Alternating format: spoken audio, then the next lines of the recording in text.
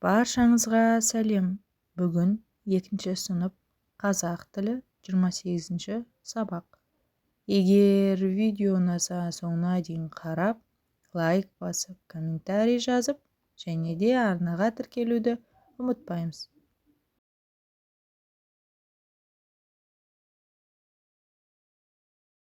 Дауыссыз Л мен Р. Біз бұл тақырыптан Л, Р әріптерінің жазылу емлесін білеміз. Және де дереккөздерден мәлімет табуды үйренеміз. 40-шы жаттығу. Мәтінді мәнерлеп оқы. Әкем маған ата-тегімнің аты-жөнін үйретуші еді. Кімнің баласысың деп сұрайтын ол. Мен Момыштың ұлымын. Момыш кімнің баласы? Момыш Имаштың баласы. Осылайша 7 атаға дейін жетелеп отырып санатады. Ал келген қонақ ең алдымен атымды сұрайтын. Сонан соң менің 7 ата жөніндегі біліміме риза болатын. Маған жылы лебіздерін білдіретін. Мәтін не туралы? Мәтін Бауыржан Момышұлы атамыздың 7 атасы жайлы. Бауыржанның әкесі қандай адам болған? Бауыржанның әкесі Момыш Имашұлы ақылды, намысшыл, дана кісі болған. Мәтіндегі қарамен жазылған сөздердің айтылуы мен жазылуын салыстыр. Мәтіндегі қарамен жазылған сөздер риза, лебіздерін сөздерінің алдында дауысты ы дыбыстары естілгенімен р-л дыбыстары жазылады. Бауыржан Момышұлының өмірбаяны туралы дереккөздерден біліп ал. Бауыржан Момышұлы қазақтың батыр ұлы, жазушы және Ұлы Отан соғысының қаһарманы. Ол 1910 жылы Жамбыл облысында дүниеге келген. Соғыста ерлік көрсетіп, Мәскеу үшін шайқаста жауынгерлерге басшылық еткен. Кейін соғыс туралы кітаптар жазған. Бауыржан Момышұлы халқымыздың мақтанышы. Ол 1982 жылы қайтыс болған.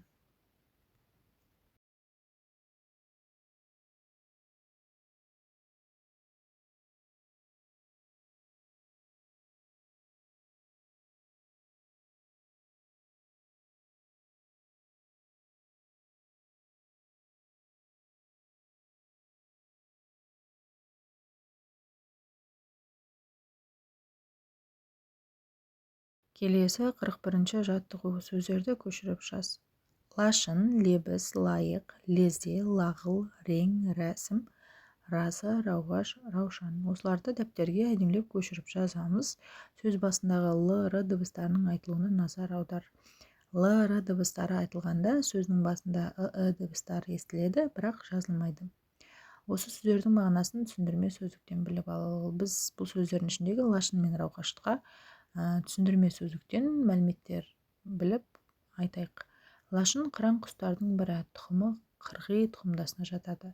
Өте алғыр, жүйрік, ұсақ аң құстарды аулайды. Қазақ халқы оны аңшылыққа үйретіп, саятшылықта пайдаланған. Ал рауғаш болса, ерте көктемде шығатын шөптекті өсімдік. Тамаққа және емге пайдаланылады. Дәруменге өте бай.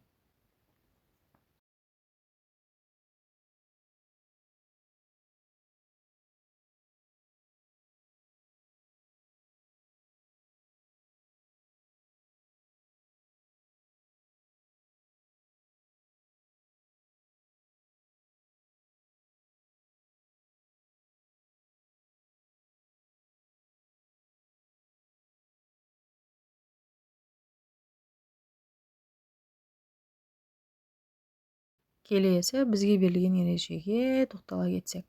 Сөз басындағы Л, Р әріптерінің алдынан естілгенімен олар жазылмайды. Мысалы, лақ, лағыл, рет, рас.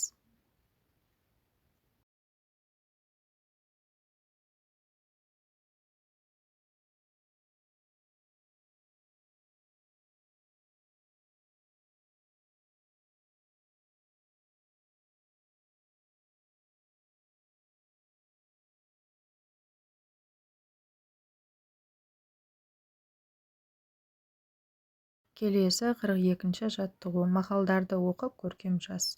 Еңбек түбі, рахат, жомарт қолға аспандағы лашын қонады.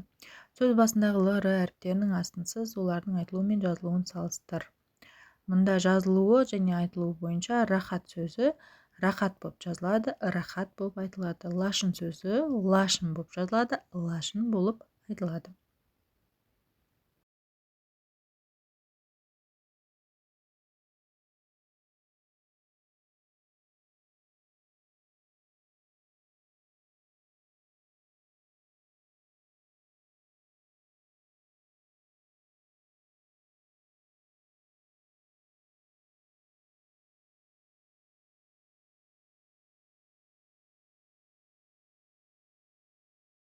Келесі шығармашылық үзіліс 43-ші жаттығу. Сурет бойынша әңгіме құрастыр.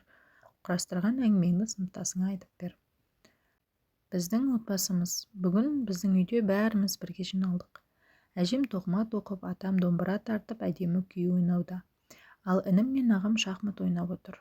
Мен болсам кітап оқып отырмын. Анам ас үйде дәмді тамақ дайындап жатыр. Міне, осылайша басқаша етіп өз ойларыңызбен басқа әңгіме құрастырсаңыздар болады. Осымен бүгінгі сабақ аяқталды. Егер де видео ұнаса, достарыңызбен бөлісіп, лайк басып, комментарий жазып, және де арнаға тіркеліп қоюды ұмытпаймыз.